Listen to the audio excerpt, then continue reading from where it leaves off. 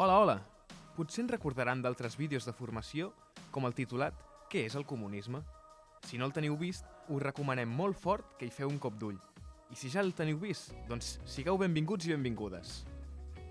Com bé sabeu ja, aquests vídeos formen part del cicle Bases teòriques del comunisme, un cicle que ens permetrà conèixer els pilars del comunisme, amb les seves principals definicions, i també ens permetrà conèixer algunes de les persones revolucionàries que ens han fet pensar i ens han demostrat que un futur millor per la nostra classe és possible. Davant dels qui neguen l'existència i la viabilitat de les alternatives al sistema capitalista i neoliberal, Comunistes de Catalunya i la Joventut Comunista de Catalunya, no ens resignem. Volem parlar d'on venim, de quins principis sustenten la nostra ideologia i demostrar que el comunisme és una proposta que explica el passat, que pot transformar el present i que ens pot oferir un futur millor.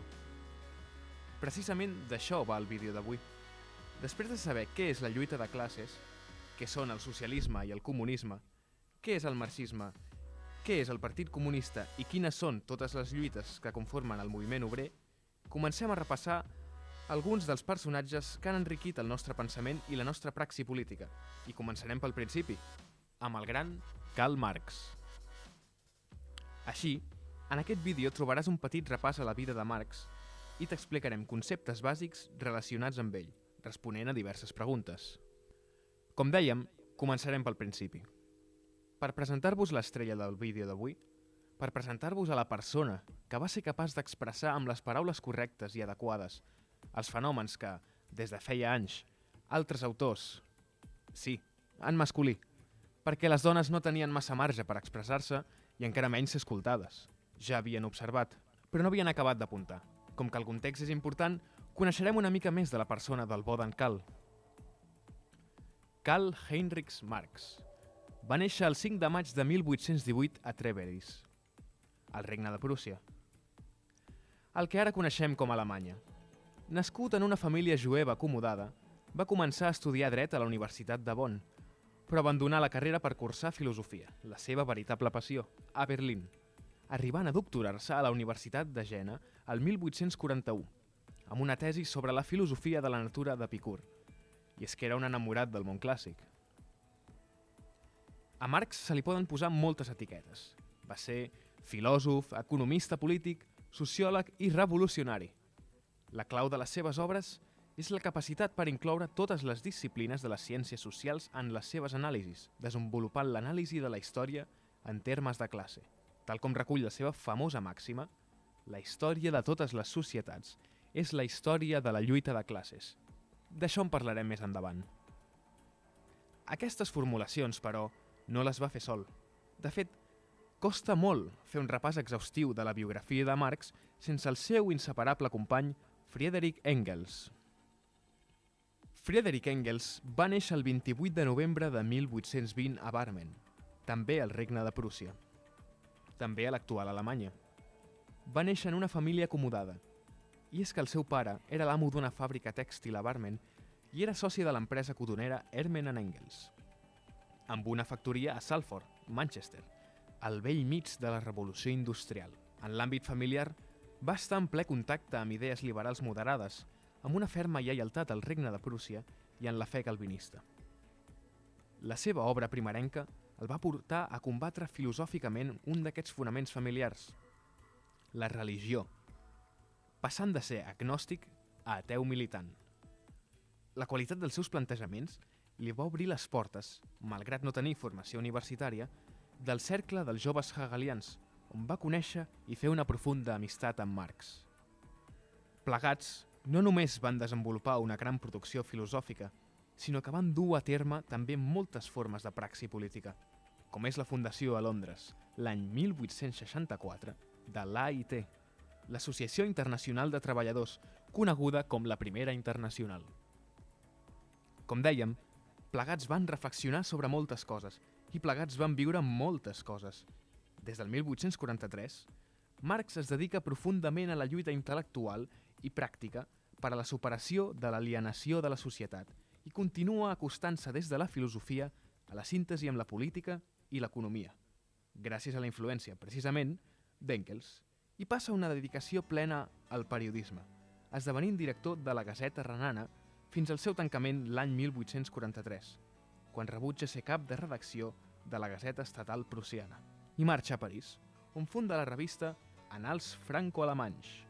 Arran de l'apel·lació a les masses i al proletariat i de la seva vida a París, tractarà habitualment a treballadors i treballadores i gràcies a l'arribada d'Engels a París el 1844, comencen a incidir políticament en els debats de l'època, confrontant a Proudhon, confrontant amb el socialisme petit burgès i apostant pel socialisme proletari.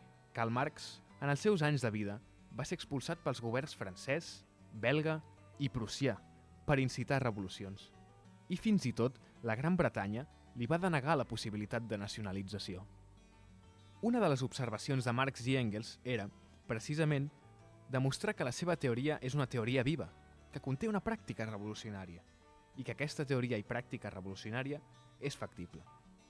El text que millor resumeix aquest posicionament és precisament la seva obra més cèlebre, el Manifest Comunista. Durant el seu exili a Brussel·les, després de ser expulsat d'Alemanya i França per instigar revolucions, Marx, i Engels també, va entrar en contacte amb la Lliga dels Justos, una organització revolucionària clandestina que s'havia fundat per emigrants alemanys a París el 1836 i que portava per lema «Tots els homes són germans» i que volia trobar solucions a la mala qualitat de vida i a la pobresa de les classes populars. A iniciativa d'Engels, l'any 1847, el nom va passar a ser la Lliga dels Comunistes, i és precisament ell qui tot seguit escriu un resum del seu programa en forma de preguntes i respostes, anomenat Fonaments del Comunisme. En aquell mateix any, el 1847 va ser un any molt intens per la Lliga, ja ho veieu. En el marc del segon congrés, els plantejaments de Marx i Engels són aprovats majoritàriament, així que reben l'encàrrec d'escriure el Manifest del Partit Comunista, que es publicarà a Londres durant el 1848 i que, en aquell mateix any, quedarà ratificat com a llibret de teoria i praxis revolucionària gràcies a la revolució que va tenir lloc a França. El Manifest Comunista és una lectura amena, així que cal llegir-lo tant sí com no.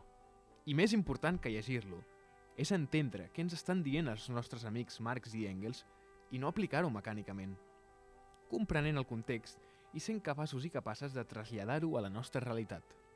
El manifest, bàsicament, ens ofereix una concepció materialista del món i de la vida social, i ens exemplifica i ens acompanya en la reflexió sobre la dialèctica, que més endavant veurem què és, no patiu, com la doctrina que ens permet desenvolupar la teoria de la lluita de classes i la història de la revolució i del proletariat com el creador d'una nova societat. Del manifest se'n poden extreure moltes ensenyances, però resumirem les 4 que ens semblen més importants. 1. La contraposició entre burgesos i proletaris en el marc de la revolució industrial és l'exemplificació de la història documentada de tota societat com a història de la lluita de classes. Això ja ho vam comentar en el darrer vídeo, segur que us n'heu adonat. 2. El capitalisme ha suposat un enorme creixement de les forces productives i de la riquesa, mentre, en paral·lel, ha fomentat el trencament dels llaços personals. 3. Existeix una clara contradicció entre la condició social i interconnectada del treball i les forces de producció individualitzades. Per tant, una contradicció entre les forces productives i les relacions de producció. 4.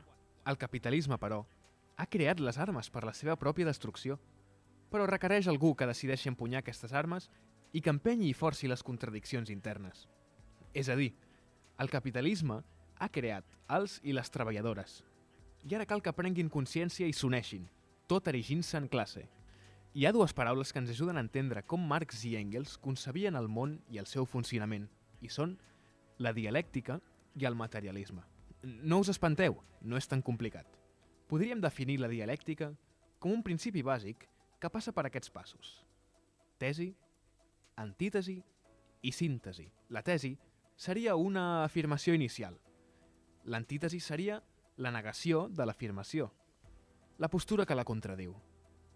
I, en canvi, la síntesi és el resultat de la contradicció. I direu, molt bé, això de què serveix?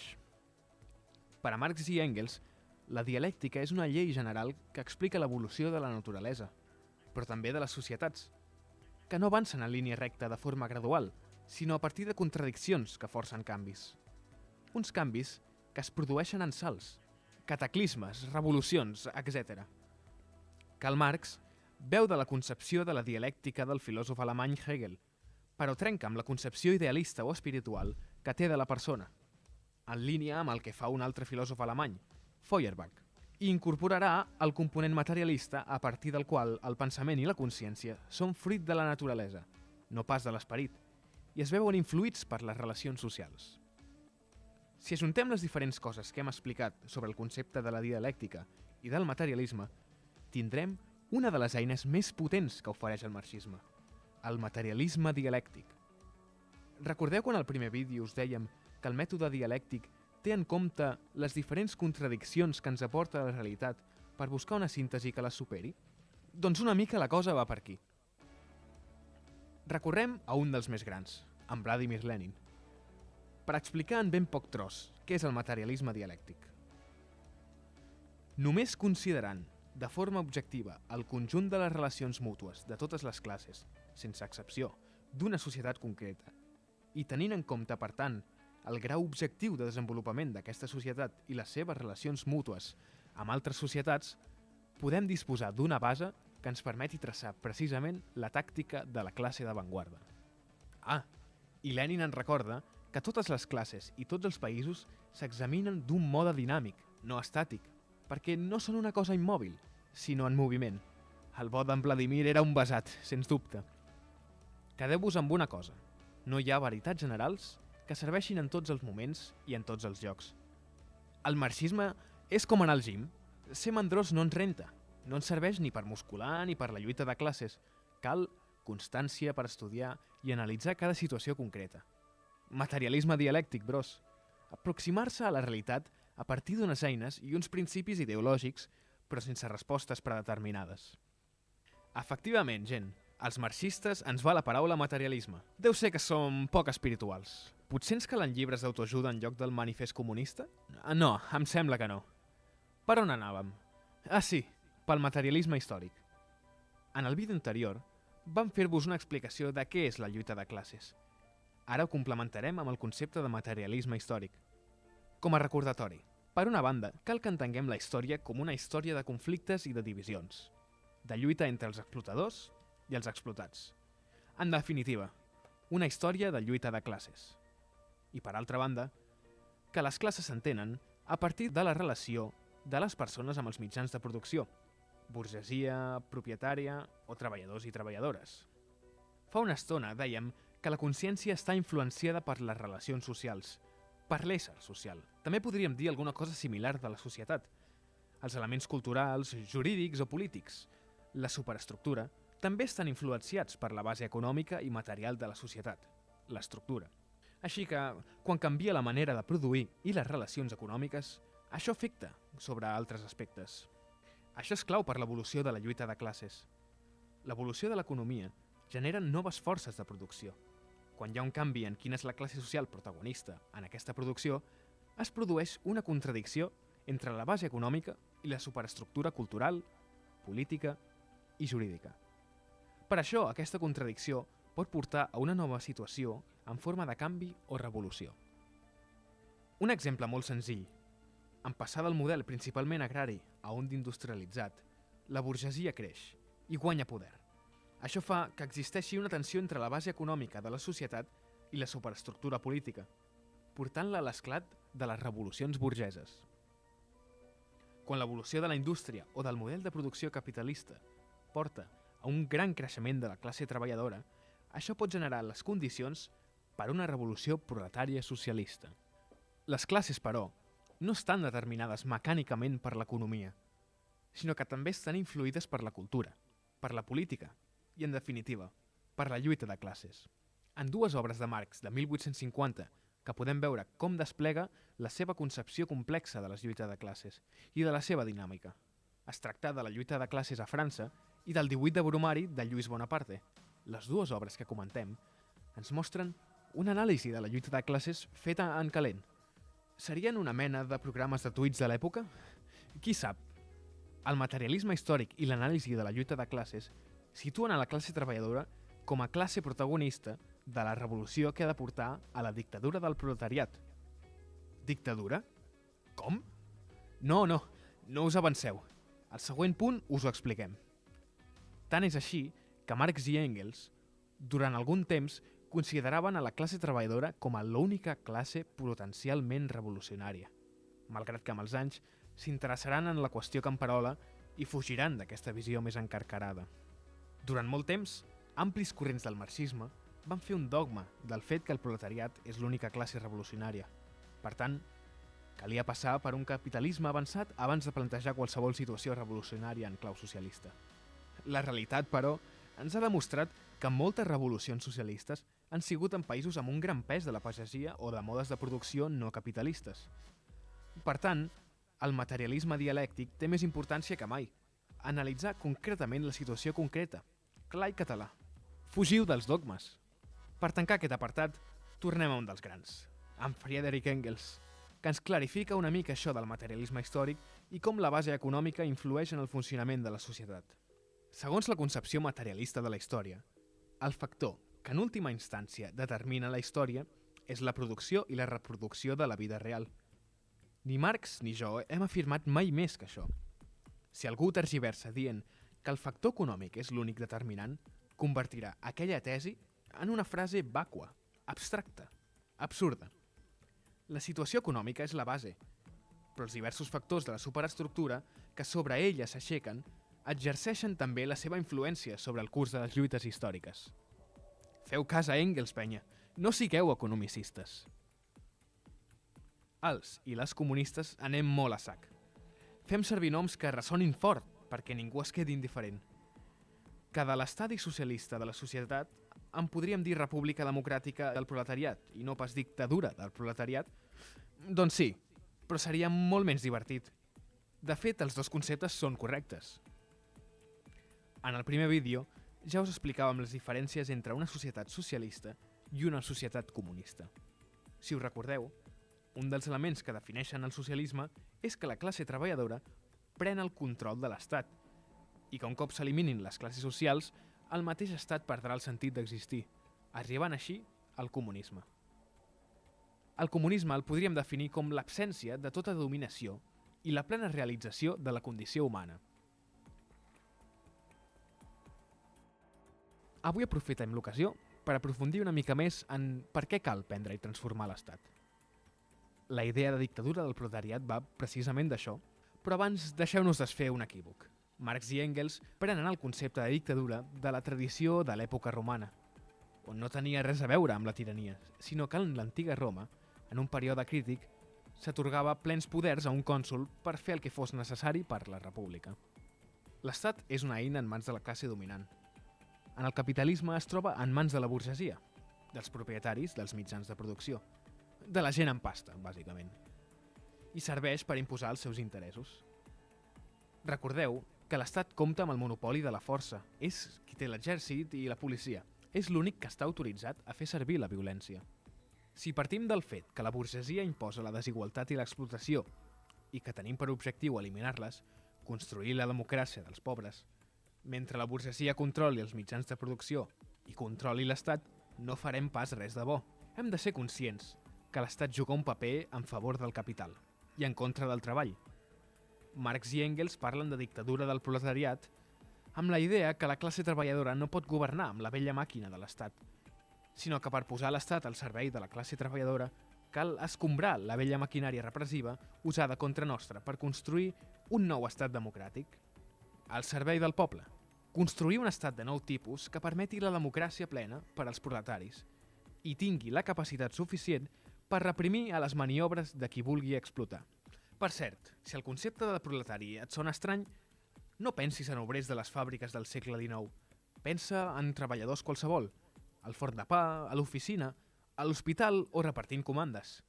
La paraula proletari només vol dir que no tens res més que els propis fills i filles, és a dir, que no és propietària dels mitjans de producció. Per tancar aquest apartat, tornem al nostre amic Friedrich Engels. Està absolutament fora de tot dubte que el nostre partit i la classe obrera només poden arribar a la dominació sota la forma de república democràtica. És més, La República Democràtica és la forma específica de la dictadura del proletariat, com ja ho ha demostrat la Gran Revolució Francesa. Ja ho sabeu, feu cas a Engels que anireu bé. Quan va morir Marx, Engels va dir d'ell que per damunt de tot era un revolucionari amb una missió a la vida: contribuir a l'enderrocament del capitalisme i de les seves institucions estatals, i contribuir a l'alliberament del proletariat. Per fer-ho, va dedicar molts esforços a donar eines teòriques i polítiques a la classe treballadora, però també va dedicar un esforç enorme a entendre i descriure el funcionament del capitalisme. Una de les obres més importants de Karl Marx és El Capital, en el qual pretenia descriure els patrons econòmics que sustenten el mode de producció capitalista. El Capital té 3 volums, però Marx només en va poder publicar el primer en vida, el 1867. Els altres van ser editats per Engels a partir dels manuscrits que va deixar al Bodencal. Podríem fer bastants vídeos parlant del contingut del Capital, però això ho deixem per més endavant. Avui només us deixem algunes idees bàsiques. Comencem parlant de l'acumulació de capital. Pel desenvolupament del capitalisme, cal una acumulació de capital per dedicar-lo a la producció, i històricament això ha necessitat 2 coses: que determinades persones acumulin molts diners en un context de desenvolupament de les tècniques de producció força alt, i que els obrers siguin lliures. Lliures per ser explotats. Lliures per vendre la seva força de treball, perquè no hi ha impediments legals per fer-ho, i no disposen de terra per conrear, ni mitjans de producció propis.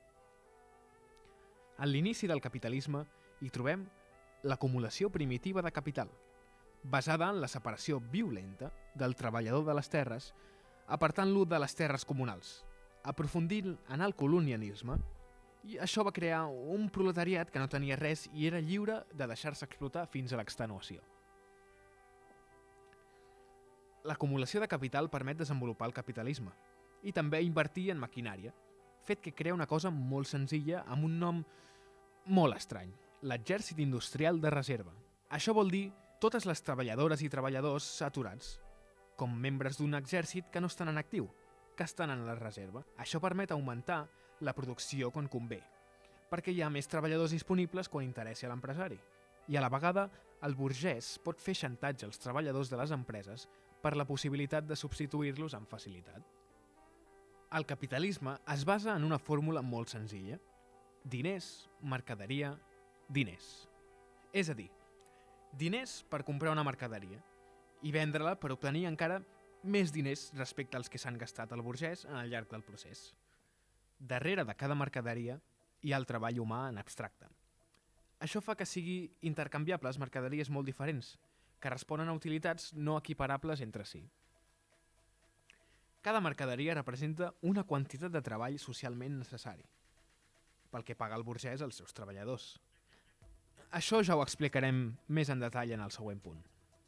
El capitalisme presenta una tendència històrica a l'acumulació i a generar més benefici per a la burgesia sense fi. Això porta a una centralització del capital, a crear una xarxa de mercat mundial, expropiant fins i tot a molts capitalistes per centralitzar la propietat en uns pocs. Sí, penya. Marx ja parlava d'això al segle XIX, abans de la globalització i de l'especulació desmesurada actual, que fins i tot impedeix la viabilitat de les petites empreses. En general, podríem parlar que la lluita de classes ve determinada per una contradicció clau: la contradicció entre capital i treball. Això no vol dir res més que l'explotació del treball, és a dir, dels treballadors i les treballadores, per part del capital, és a dir, la burgesia. Podríem afirmar que el capitalisme ens converteix en mercaderia, en una cosa aliena. No només mercadeja amb el producte del nostre treball, sinó amb nosaltres mateixos. Aquesta falta de control sobre el nostre treball i sobre les nostres vides, propi del capitalisme, se'n diu alienació. És possible que hàgiu sentit a parlar del concepte de plusvàlua. Aquest és una de les principals aportacions de Marx a l'hora d'analitzar com funciona el mode de producció capitalista i d'on surten els guanys de la burgesia. Ens podríem preguntar: un cop el burgès ha pagat el lloguer del local, la maquinària, els ordinadors, les llicències del programari, les matèries primeres, l'energia necessària i tots els costos que pugui tenir, d'on surt el benefici que s'embutxaca? Doncs sí, gent, de la plusvàlua.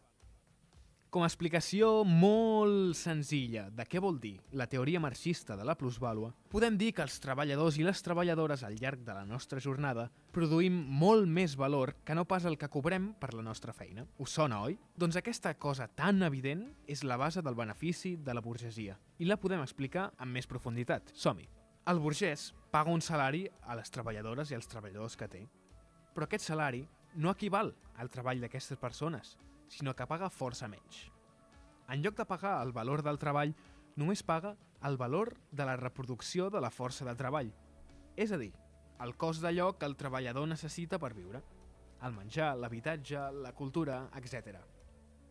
Podríem dir que el burgès només paga per una part de la jornada laboral, el temps de treball que cal per pagar el cost de la vida del treballador. En vocabulari de l'amic Karl Marx, el temps de treball socialment necessari. Posem un exemple.